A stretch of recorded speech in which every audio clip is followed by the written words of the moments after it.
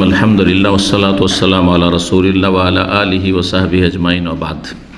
আজ 9 রজব 1443 হিজরি মোতাবেক 10 ফেব্রুয়ারি 2022। আমাদের কাছে 10টি প্রশ্ন আছে, ইনশাআল্লাহ তাআলা উত্তর দেব। প্রথম প্রশ্ন করেছেন, বলছেন এক ভাই, আসসালামু আলাইকুম শাইখ। ওয়ালাইকুম আসসালাম ওয়া রাহমাতুল্লাহ। আমার প্রশ্ন হলো যে আমাদের সমাজে নানা বেদাত, যেমন মিলাদ, কিয়াম, শবে বরাত, শবে মেরাজ, জুমার সালাতের পর সম্মিলিত মোনাজাত, বরং ফরজ সালাতের পরে সম্মিলিত মোনাজাত ইত্যাদিকে উদ্দেশ্য করে জিলাপি, বিরিয়ানি ইত্যাদি বিতরণ করা হয়। আসল প্রশ্ন হচ্ছে জিলাপি বা বিরিয়ানি বিতরণ করা হয় এবং বেদাতে অংশগ্রহণ না করা সত্ত্বেও আমাদের বাড়িতে এনে দেওয়া হলে এগুলো গ্রহণ করা কি জায়েজ? জায়েজ। বেদাতি অনুষ্ঠানে অংশ নেবেন না, কিন্তু কেউ যদি খাবার দিয়ে দেয় খাবারটা হারাম হয়ে যায় না। একমাত্র সেই খাবার হারাম। বাড়াবাড়ি কথা বলা ইসলাম নয়, যেটা আছে ইসলামে সেটাই বলতে হবে। বাড়াবাড়ি থেকে বাঁচতে হবে, ছাড়াছাড়িতে বাঁচতে, এফরাত থেকে বাঁচতে হবে, তাফরিদ থেকে, ঘাটতিও না থাকে আর বাড়তিও না থাকে। একমাত্র সেই খাবার হারাম যেই খাবার আল্লাহ ছাড়া অন্যের জন্য কোরবান করা হয়েছে, উৎসর্গ করা হয়েছে। ওমা উহিল্লা বিহি লিগাইরিল্লাহ। তাহলে দেবদেবীর সামনে মিষ্টি, কলা রাখা হয়েছে, বা আপনার বলিদান করা হয়েছে, জবাই করা হয়েছে, সে মাজারে নিয়ে গিয়ে খাসি মুরগ জবাই করেছে, হ্যাঁ ওগুলো খাওয়া হারাম, ওগুলো খাওয়া হারাম, হারাম হয়ে গেছে। কারণ জবাই আল্লাহর নামে হইতে হইতো, কিন্তু গায়রুল্লাহর নামে সেখানে বা গায়রুল্লাহর সন্তুষ্টির জন্য, সান্নিধ্যের জন্য জবাই করা হয়েছে। বাকি বেদাতি খাবার অনুষ্ঠানে হাজির হবে না, কিন্তু বেদাতি মহল যদি খাবার পাঠিয়ে দেয়, তারা মুসলিম ভাই, আর মূলত খাবারটা হারাম নয়, খাবারটা হালাল। আসল হচ্ছে যে মুসলিম অমুসলিম না, বিশ্রাম মুসলিমের দাওয়াত খেয়েছেন ইহুদির বাড়িতে। আসল হচ্ছে যে খাবার আমাকে দিচ্ছে, কি দিচ্ছে? হালাল। যতক্ষণ পর্যন্ত না জানবো যে হারাম, যখন জানবো যে না, ও বলছে যে এই জুয়াতে আজকে জিতেছি, লটারি জিতেছি, সেই জন্য খাওয়াচ্ছে, হারাম, তখন খাওয়াবো না। আজকে এইরকম একজনের কাছে সুদের ওপর টাকা পেয়েছি, এত টাকা, সেই জন্য খাওয়াচ্ছে, হারাম খাওয়া, তখন খাবেন না আপনি। জি। 2 নম্বর প্রশ্ন, আসসালামু আলাইকুম শাইখ। ওয়ালাইকুম আসসালাম ওয়া রাহমাতুল্লাহ। আল্লাহ আপনার নেক হায়াত বৃদ্ধি করুন, আমিন। আপনাদেরও। মসজিদে যেতে ভয় আর লেট করে জামাত শুরু হওয়ার ওজর থাকার কারণে আমি ফজরের সালাত আউয়াল ওয়াক্তে বাসায় আদায় করে থাকি। কথাটা শুনে মনে, মসজিদে যেতে ভয় লাগে, ভয় যদি চোর ডাকাতের ভয় থাকে যে মেরে ফেলি, অথবা এমন দুশ্মন, জানের দুশ্মন আছে মেরে ফেলে দেবে, তাহলে যাবেন না, তাহলে তখন যাবেন না মসজিদে। কিন্তু জিন বলে ভয় লাগে, অন্ধকারে তো অনেকে ভয় লাগে আমাদের দেশে, তাই না? এই ভয় চলবে যে জমাতে যাব না? হ্যাঁ, বাসা এমনি সাপ বিচ্ছু বলে ভয়, কি জানি রাস্তায় কোথায় সাপ থাকে, তাই চলবে না? যেতে হবে, আপনাকে যেতে হবে। আলো নিয়ে যান আপনি। তো এই ভয় কথাটি এইভাবে চলবে না যে শুধু একটু ভয় লাগে, আমার ভিতরটা দুর্বল, এমনি যে মসজিদ যেতে ভয় লাগে না। জি।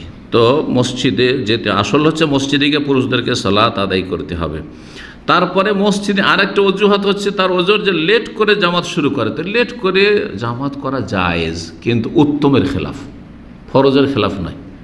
যে এই জোহর ফরজ হয়েছে ধরেন 12টার সময় বা 12:15 ধরেন দামে, কেউ যদি 1:30টার সময় পড়ে হারাম কাজ করে দিলে এমন নয়, কিন্তু জামাতটা হইতে হবে। জামাত ফরজ, তো জামাত ফরজ। কোথাও যদি জামাত হয় 1টা 1:30টায়, জায়েজ, কোনো অসুবিধা নেই। কাজবশত জামাত ছুটে গেছে, কাজবশত জামাত ছুটে গেছে, এখন আসর আগ পর্যন্ত আদায় করতে পারবেন আপনি। 2টোতেও যদি আদায় করেন, 2:30টা আদায় করেন, জায়েজ কিনা? কিন্তু একজন মুমিন তাড়াতাড়ি আদায় করে নেবে, কারণ এটি ফরজ। আল্লাহ না করে সে মারা যায়, তার কাঁধে বোঝা থেকে যাবে, ওয়াক্ত চলে আসছে, ওয়াক্ত দীর্ঘ সময় চলে যাচ্ছে, এই জন্য জলদি করবে। কিন্তু কার্যবশত যার মহিলারা, জয়ী নয় যে চুলা বাদ দিয়ে দৌড় দেবে, অথচ স্বামী আসলে গাল খেতে হবে, আগে পাকশাক করে নিগো, তারপরে সালাত পড়ুক। হ্যাঁ, তো অনেক মহিলারা এই ক্ষেত্রে না জানার কারণে বাড়াবাড়ি করে। আউয়াল ওয়াক্তে সালাত পড়া ওয়াজিব, ফরজ নয়, বরং মুস্তাহাব, উত্তম সুন্নাত, উত্তম, শুধু এতটুকু। জি। সেই জন্য দেরি করে যদি নামাজ পড়ে, সে ফজর হোক অথবা আসর হোক, হানাফিদের এই 2টো নামাজে বেশি দেরি করে, জোহরেও দেরি করে, তাদের সাথে নামাজ হবে, যদিও অনুত্তম। তো আপনার এই অজুহাতে বাসায় নামাজ পড়া জায়েজ নয়।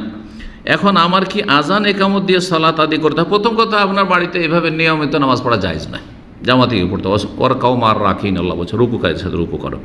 2 নম্বর কথা, যতক্ষণ পর্যন্ত বড় শিরক না করে, ওরা বড় শিরক করলে তাদের পিছনে সালাত জায়েজ নয়। যেমন বেরেলভি বড় শিরক করে, শিয়ারা বড় শিরক কুফরি করে, তাদের পিছনে নামাজ হবে না। আল্লাহ ছাড়া অন্যকে ডাকছে, সেই মসজিদে আল্লাহ ছাড়া অন্যকে আল্লাহর হক দিয়ে দেওয়া হচ্ছে, হ্যাঁ, তাহলে তাদের পিছনে নামাজ হবে না।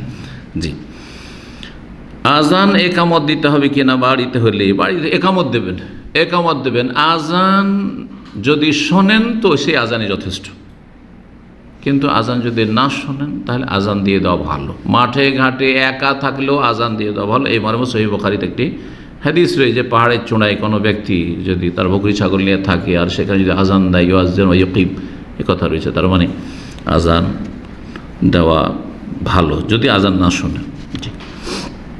3 নম্বর প্রশ্ন, শেখ, আমার প্রায় 1 বছর যাবৎ ঘরে সালাত আদায় করি, আল্লাহ হেফাজত করুন, কারণ মসজিদের কমিটির সাথে রাফুল ইয়াদাইন, বুকের ওপর হাত বাঁধা এবং জোরে আমিন বলা, তাশাহুদে আঙুল উঠানো, নামানোর ফলে আম্মু মসজিদে যেতে দেয় না। এগুলো সুন্নাত। রাফুল ইয়াদাইন করা সুন্নাত, বুকে হাত বাঁধা সুন্নাত, জোরে আমিন বলা একটাও ওয়াজিব না। তারপরে তাশাহুদে আঙ্গুল নাড়ানো, বারবার নড়ানো, এটাও সুন্নাত মুস্তাহাব। একবার যদি নড়াই সেটাও সুন্নাত। আজ একবারও যদি না নড়াই তবুও সুন্নাত ছুটলো, কিছু ছুটলো না। কেউ যদি না নড়াই, যদি রেখেই দিয়েছে বা এরকম করে রেখে দিয়েছে, নামাজ হবে না। কোনো অজেব ছুটেনি, তারপর কোনো ছুটেনি, শর্তও ছুটেনি, সব ঠিক আছে, শুধু সুন্নাত ছুটেছে। যতটা সুন্নাত ছুটেছে অতটা নেকি কমবে। কিন্তু আপনি যদি সুন্নাত পালন না করতে পারেন তাহলে সুন্নাত না পালন করেও নেকি পাবেন। হানাফি মসজিদে যদি দেখেন যে যদি রফেদান করি তো ঝগড়া লাগিয়ে দিবে, তাহলে রফেদান না করে রফেদানে সওয়াব পাবেন, সারা জীবন সওয়াব পাবেন, কারণ আপনার ইতিকাদ আছে রফেদান সুন্নাত। কিন্তু এরা করতে দিচ্ছে না। আমি এদের সাথে ফিতনা ঝগড়ায় জড়াইতে চাই না, কারণ এতে লাভের চাইতে একটা সুন্নাত প্রতিষ্ঠা করতে গিয়ে লাভের চাইতে ক্ষতি বেশি। 1 টাকা ইনকাম করতে গিয়ে যদি 10 টাকা খরচ করতে পারবেন কেউ? উদাহরণ দিই, লেমোজিনে ডিউটি যেতে হবে, হ্যাঁ, এখান থেকে সেকেন্ড ইন্ডাস্ট্রিয়াল সিটি 30 রিয়াল যেতে, এখন তো আরও বেশি মনে হয়, 30 যেতে 30 আসতে 60 রিয়াল। আর আপনার বেতনই হচ্ছে দৈনিক 8 ঘন্টা ডিউটি করার পরে কত, ধরেন আপনার 30 রিয়াল, তো 60 রিয়াল খরচ করে ডিউটি যাবেন? কখনো যাবেন না। আপনি যদি যান তো আপনি বেকুফ, তাই না? তাহলে আপনাকে চিপ ব্যবস্থা করতে হবে যাতে কিছু বাঁচে না, এত উল্টো তো অত টাকা ভরতে হবে যত টাকা বেতন, তাই না? 30 টাকা ইনকাম দৈনিক আর 60 টাকা খরচ যাতায়াত, এইরকম তো কাজ ঠিক করেন না। ঠিক ওই রকমই মাফাসেদ আর মাসালে, কোনো একটা ভালো কাজ করতে গিয়ে মাসলেহাত ফায়দা আছে নাকি মাফাসেদ ক্ষতি বেশি আছে দেখতে হবে। যদি ক্ষতি বেশি থাকে তো সেই কাজ করা যায় না, সেই ভালো কাজটি করা যায় না। তো বলছেন যে মসজিদে যেতে দেয় না তার আম্মু, না এটা জায়েজ না, আপনার আম্মার জন্য জায়েজ নয়, আপনার জন্য জায়েজ নয়। আর সহিহ আকীদার মসজিদ একটু দূরে, জি, দূরে যদি পায়ে হেঁটে যেতে পারেন যাবেন, অসুবিধা নেই, 10 মিনিট লাগবে, অসুবিধা নেই, যেতে পারেন। কিন্তু আপনার বেদাতপন্থীদের পিছনে যারা সুন্নতগুলি আদায় করে না কিন্তু বড় শিরকি আকীদা নেই, তাদের পিছনে সালাত হবে। এটা হচ্ছে মধ্যম পন্থা ফতোয়ার ক্ষেত্রে, বাড়াবাড়ি না। সেখানে শুধু জুমার সালাত পড়ি। এখন আমি কি করব? সাথে সম্মিলিত মোনাজাত করি না। মোনাজাত করবেন না, কিন্তু একটু হিকমত অবলম্বন করি, এর আগে শিখিয়েছেন। হ্যাঁ, যদি দেখেন যে আমি মোনাজাত হাত উঠে আমরা তসবিহ করতে থাকলাম, কেউ কিছু বলছে না, তাহলে তো ভালো, অনেকটাই ভালো।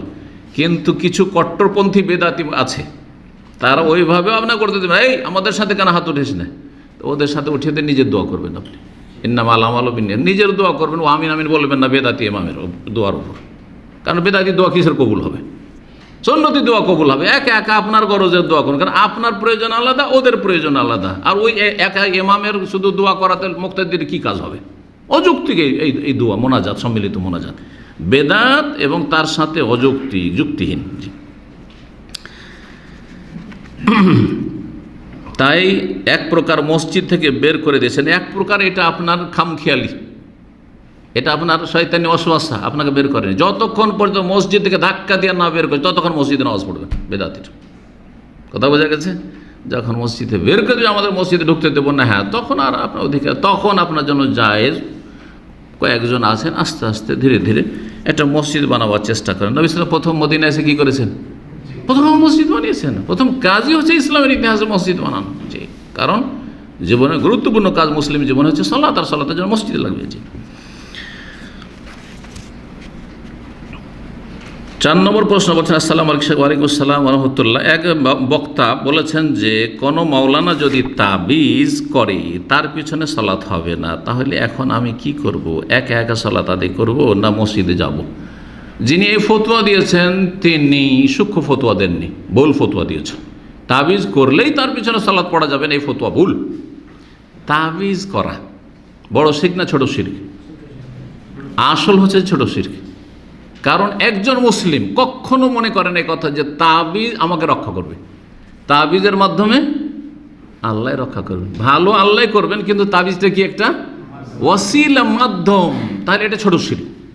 ছোট শিরকের সংজ্ঞাই হচ্ছে যেটা মাধ্যম নয় সেটাকে মাধ্যম মনে করা, যেটা মাধ্যম নয় সেটাকে মাধ্যম মনে করা, এটা হচ্ছে ছোট শিরক। যেমন হাত থেকে থালা পড়ে গেল, আরে আজকে কুটুম আসবে, মেহমান আসবে, মেহমান আসার মাধ্যম হাত থেকে থালা পড়া নয়, আর আপনারা বলছেন তো এটা হচ্ছে কি ছোট শিরক। ঠিক ওই বড় শিরক নয়, কিন্তু ঠিক ওই রকমই তাবিজকে ওসিলা মনে করে, এটা একটা মাধ্যম।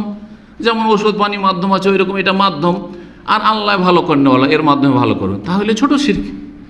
বড় শিরক কখন হবে?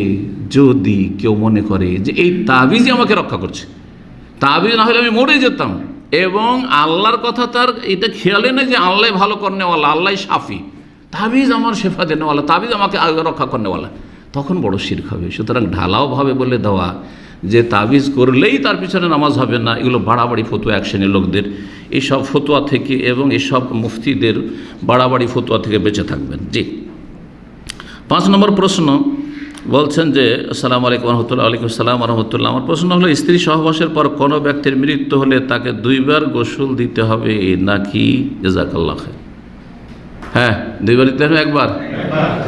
আচ্ছা, ওযু নষ্ট হয়েছে, ওযু নষ্ট হয়েছে তার কয়েকটা কারণ। একবার হাওয়া খারিজ হয়েছে, হ্যাঁ, পেশাবও হয়েছে, পায়খানাও হয়েছে, ঠিক আছে, আর কিছু ওযু নষ্ট হওয়ার, ওটার গোস্ত খেয়েছেন, তো কয়েকটা কারণ হয়েছে। কয়বার ওযু করতে হবে? একবার ওযু যথেষ্ট না? তো গোসল ফরজ হওয়ার কয়েকটা কারণ যদি হয় তো গোসল একটাই। যেমন একজনের স্বপ্নদোষ হয়ে গেছে, তারপর কত আর গোসল করবো, তারপরে স্ত্রী সহবাস করেছে, তো কারণ কয়টা হলো? 2টা। তো গোসল কয়টা করবে? একটাই করবে। ঠিক ওই রকমই মাইয়াতের গোসল একটাই দেবে, হ্যাঁ, জীবিত হোক আর মৃত হোক একটাই গোসল তার। ওই যে গোসল হয়ে গেল মাইয়াতের গোসল, আর সেটা হচ্ছে তার ফরজ গোসল, আলাদা নয়। জি। 6 নম্বর প্রশ্ন করছেন, শেখ, এক অমুসলিম মেয়ের সাথে আমার সম্পর্কের কারণে সে কালেমা পড়ে মুসলিম হয়েছে, এটা আলহামদুলিল্লাহ, কিন্তু আপনাদের যে অবৈধ সম্পর্ক, খারাপ সম্পর্ক, এটা হারাম। জেনা মুসলিমের সাথে করলেও জেনা ব্যভিচার কাবিরা গুনাহ, আর অমুসলিমের সাথে করলেও কাবিরা গুনাহ। ভালো করে মনে রাখবেন। এক শ্রেণীর বোকা মুসলিমরা মনে করে যে পর্দা করে থাকলে ওর দিকে তাকাইতে নেই, আর যদি বেহায় বেপর্দা চলাফেরা করে, ওই তো পর্দা করে না, তো আমি দেখলাম তো কী হলো। এটা মূর্খদের কথা, এগুলো জাহেলের কথা। আপনার জন্য হারাম। আল্লাহ আপনাকে চোখ নিচে করতে বলেছেন, আপনার দায়িত্ব আপনি পালন করেন। জি। এই সম্পর্ক থেকে এখন সরে আসা উচিত নাকি তাকে বিয়ে করা উচিত? এই অবৈধ সম্পর্ক যে রয়েছে, প্রেমের সম্পর্ক, আর সেটা জেনা পর্যন্ত গেছে, সেটা থেকে অবশ্যই এক্ষুনি সরে আসতে হবে, এটা ফরজ। তওবা আলাল ফরজ, এমন নবী রহমতুল্লাহ রিয়াজুস সালিহিন আলোচনা করেছেন। আর তওবা আলাল ফর মানে সাথে সাথে তওবা করতে হবে, যখনই অনুভূতি হয়েছে এটা গুনাহ, দেরি করা যাবে না। অতুবু ইলাল্লাহি জামিআন আইয়ুহাল মুমিনুনা লাআল্লাকুম তুফলিহুন, এতেই সফলতা রয়েছে যে সাথে সাথে তওবা করো। ওমান লাম ইয়াতুব ফাউলাইকা যালিম, তওবা করলো না সে হচ্ছে জালেম। যারা তওবা করে না অথচ পাপ করেছে, বুঝতে পারছে আমি পাপ করেছি, জালেম তারা। কতদিন জালেম থাকবেন? কখন মরে যাবেন এই জালেম হয়ে? সুতরাং সাথে সাথে তওবা করতে ওই খারাপ সম্পর্ক থেকে, আর বিয়ে করা থেকে সরে আসবেন না, কারণ আপনি তার ইজ্জত নষ্ট করেছেন, সে মুসলিম হোক আর অমুসলিম হোক। সুতরাং তাকে বিয়ে করেন। এটা আমাদের সামাজিক যে প্রেক্ষাপট রয়েছে তার আলোকে বলছি। কারণ একটা মেয়েকে এইরকম করে আপনি মানে তার দোষযুক্ত করে দিলেন, ত্রুটিযুক্ত করে দিলেন না। চিন্তা করুন তো, আপনার যদি বোনদের সাথে এটা হইতো, আপনার খালা ফুফুর সাথে এরকমটা হইতো, তা আপনি কি চাইতেন? যে নষ্ট করেছে তার সে বিয়ে করুক। কারণ কোথা থেকে আমি খুঁজে পাবো, যা একটু জানতে পারলে তার কেউ বিয়ে করতে চাইবে না, ঠিক কিনা? জি হ্যাঁ। যদিও জেনাকারীর জন্য জেনাকারিনীকে বিয়ে করা ওয়াজিব নয় শরীয়তে, কিন্তু কথা হচ্ছে যে সমাজকে সামনে রাখতে হবে। আর আমাদের দেশে বিয়ে শাদিটা খুব জটিল হয়ে গেছে, এদের বিয়ে শাদিটা সব জায়গাতেই জটিল হয়ে গেছে, কিন্তু আমাদের দেশে আরও বেশি জটিল হয়ে গেছে। জি, যার ঘরে মেয়ে আছে সে বুঝছে আল্লাহ হেফাজত করেন, ভালো মানুষদের আল্লাহ অবশ্যই হেফাজত করবেন। তারপরে বলছেন যে ভুল তো আগেই করে ফেলেছে, তওবা করেন। দিনের জন্য এখন উত্তম কোন পথ? মেয়ে বর্তমানে আল্লাহর বিধান মেনে চলতে রাজি, আলহামদুলিল্লাহ, সে তওবা করেছে। ছেলেও বিধান মেনে চলে, যেহেতু পাপ দিয়ে শুরু করেছেন, সেটা পাপকে নেকিতে বদলানো যেতে পারে না। আল্লাহ বলছে ইল্লা মান তাবা ওয়া আমানা ওয়া আমিলা আমালান সালিহান ফাউলাকা ইউবাদদিরুল্লাহু সাইয়্যাতিহিম হাসানাত। যে তওবা করবে, ঈমানে নবায়ন করবে, নেক আমল শুরু করে দিবে, ভালো আমল শুরু করে দেন, তাহলে বোঝা যাবে যে আসলেই তওবা করেছেন, খাঁটি তওবা করেছেন। তাহলে আল্লাহ গুনাহগুলিকে নেকিতে বদলে দেবে, তা আল্লাহই তো বদলে দিবেন বলছেন। তো আপনি নিজের জীবন বদলান। জি, আর আপনার যে এই যে যার সাথে অবৈধ সম্পর্ক ছিল সে বদলাক আর তাকে বিয়ে করেন। জি, বলছেন যে আপনার উপদেশ ও পরামর্শ হচ্ছে, আমার পরামর্শ হচ্ছে যে সে মেয়েকে বিয়ে করেন এবং নেক জীবন গঠনের চেষ্টা করেন, গড়ে তোলার চেষ্টা করেন আপনার এবং আপনার ওয়াইফের। আল্লাহ যেন আপনাদেরকে নেক হায়াত দান করেন এবং নেক সন্তান দান করেন। অতীতের গুনাহ আল্লাহ মাফ করে, তওবা করলে আল্লাহ সব মাফ করে দেবেন। জি, ভালো হইতে হবে। 7 নম্বর প্রশ্ন বলছেন, আসসালামু আলাইকুম শাইখ। ওয়ালাইকুম আসসালাম ওয়া রাহমাতুল্লাহ। আমার প্রশ্ন যে ভ্যাকসিন দিলে নাকি নফল রোজা হয় না, ভ্যাকসিন দিলে নাকি নফল রোজা হয় না, এটা কি সহি না একেবারে গলত?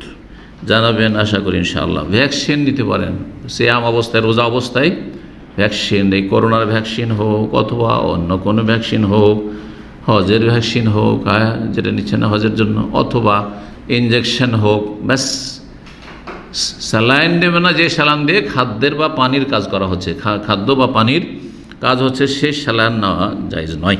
জি,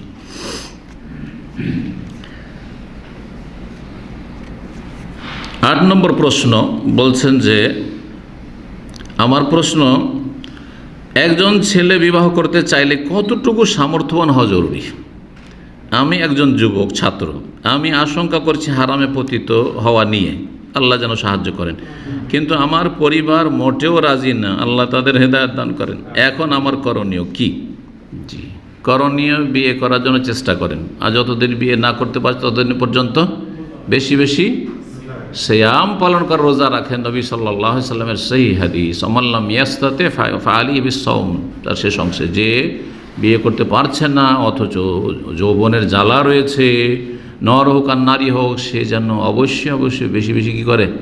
সিয়াম পালন করে, রোজা রাখেন। ফাইন্নাহু লা বিজা, ওতে দেখবেন যে আপনার যৌন যে তাড়না রয়েছে, চাহিদা রয়েছে, সেটা নির্মূল হবে, দমন হয়ে যাবে, ক্ষণিকের জন্য, স্থায়ীভাবে নষ্ট হয়ে যাবে না। এটা আবার ভাববেন না যে কোন বিপদ আসে, না, এরকম যেন মোটেই হবে না। জি, রোজা ইবাদত হলো, আর তার সাথে আপনি পাপ থেকে বেঁচে থাকলেন। মানসিক দিক থেকে, শারীরিক দিকে, সার্বিক দিক থেকে সিয়ামের, রোজার ভালো সুপ্রভাব রয়েছে মানব জীবনে।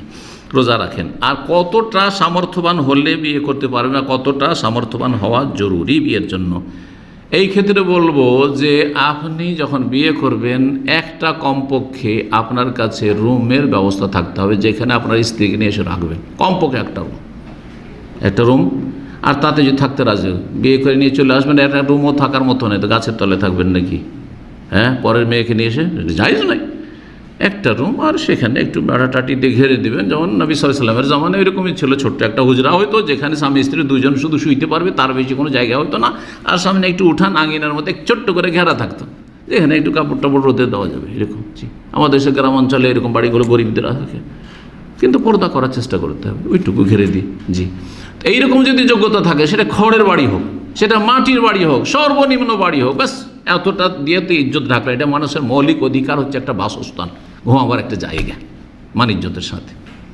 রাস্তায় ফুটপাতে চলবে না, স্ত্রীকে নিয়ে চলাফেরা করা, ঘুমা। 2 নম্বর যেটা লাগবে সর্বনিম্ন সামর্থ্য, সেটা হচ্ছে যে 1 পয়সা হয়তো নেই আপনার পকেটে, কিন্তু সে রাজি হয়ে গেছে যে আমাকে 10টা টাকা দিল মোহর যথেষ্ট আমার জন্য, আমাকে 2টা 4টা সূরা যদি আমাকে শিখিয়ে দেয় তবু আমি বিয়ে করতে রাজি। কোনো মেয়ে যদি রাজি হয় তাহলে যথেষ্ট, মোহর ওটি হয়ে গেল। এখন বাকি থাকলো কি? ভরণ পোষণ, মানে পুষতে হবে, খেতে দিতে হবে। খেতে দেওয়ার জন্য আগে থেকেই আপনার কাছে 10-20 হাজার জমা থাকতে হবে এমন কোনো জরুরি না। খালি হাতে কিছুই নেই, বিয়ে করে নিয়ে আসেন রাত্রে, আর সকালবেলা কি খাবেন তার ব্যবস্থা নেই, কিন্তু আপনার হিম্মত আছে যে সকালে বেরোবো, দিন মজুর করব, আর সন্ধ্যা নাগাদ ইনশাআল্লাহ তাআলা খাবার দাবার নিয়ে চলে আসতে পারবো।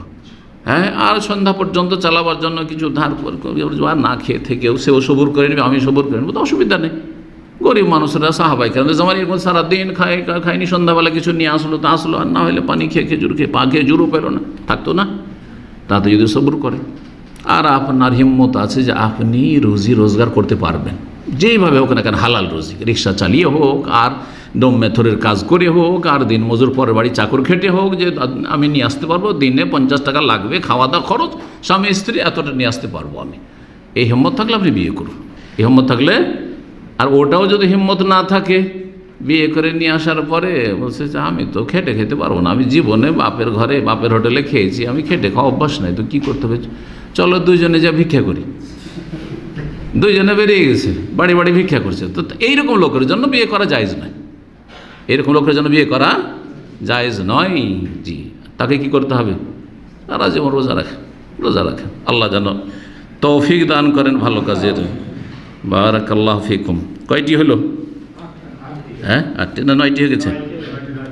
হ্যাঁ, না 8টি হয়েছে। 9 নম্বর প্রশ্ন বলছেন, আসসালামু আলাইকুম ওয়া রাহমাতুল্লাহ। ওয়া আলাইকুম আসসালাম ওয়া রাহমাতুল্লাহি ওয়া বারাকাতুহু। সম্মানিত শেখ, আমার একটা প্রশ্ন, অ্যালার্ম হিসাবে কোরআনের তেলাওয়াত রাখা যাবে কি? জাযাকাল্লাহু খাইরান। রাখা যাবে? আপনারা কি জানেন? অনেকে কিন্তু রাখে। অ্যালার্ম বেজে উঠছে কোরআনের তেলাওয়াত, মনে করছে আমাকে কোরআনের তেলাওয়াত দিয়ে জাগাইলো তো ভালো, আল্লাহর কালাম দিয়ে জাগলাম। এই দৃষ্টিকোণ থেকে অনেকে রেখে দেয়, কিন্তু এটা দিন সম্পর্কে অজ্ঞতা।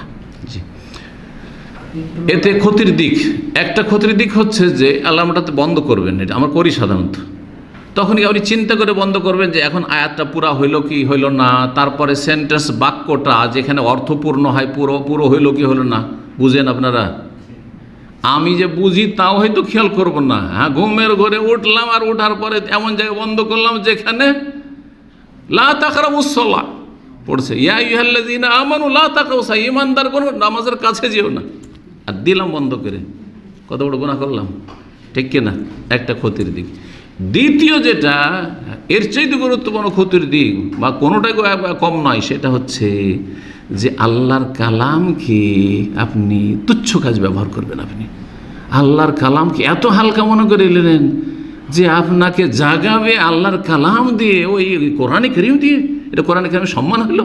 এটা কোরআনে কারীমের তৌহিন, কোরআনে কারীমের অবমাননা। জি, রিংটোনে অনেকে রাখে, রিংটোনে রাখা জায়েজ নয়। শুধু অ্যালার্ম নয়, রিংটোনে কোরআনে কারীম, আর কোরআনে কারীম বাজছে না, জায়েজ নয়।